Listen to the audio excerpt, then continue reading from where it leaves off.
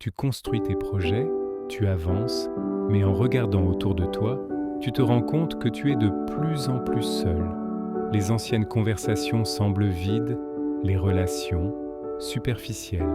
Et si ce sentiment n'était pas un échec, mais le signe que tu es sur la bonne voie, aujourd'hui, on démonte le mythe de la solitude.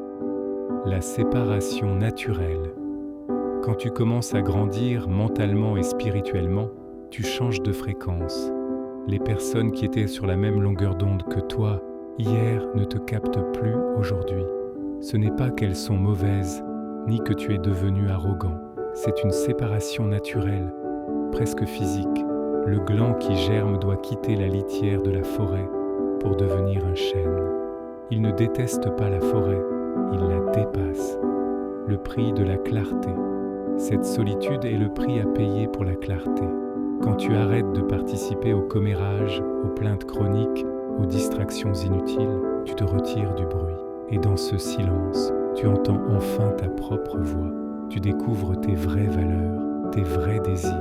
Les relations de façade meurent pour laisser la place à un terrain fertile où seules les connexions authentiques pourront pousser.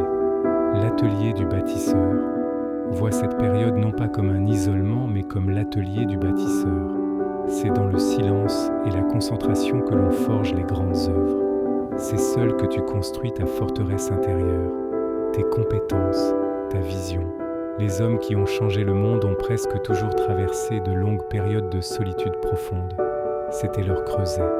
De la solitude à la sélection. Alors, ne la subis pas. Assume-la. Utilise ce temps pour devenir irrésistiblement compétent et paisible. Et sois patient. Les personnes qui méritent d'entrer dans ton nouveau monde, celles qui vibrent à la même fréquence que toi, te trouveront. Non pas parce que tu auras couru après eux, mais parce que la lumière que tu auras allumée dans ton atelier sera visible de très loin. Ta solitude n'est pas un vide à combler, c'est un espace à remplir de ta propre essence.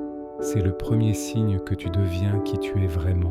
Si tu veux savoir comment transformer cette solitude en une attraction magnétique pour les bonnes personnes, la suite arrive dans la prochaine vidéo.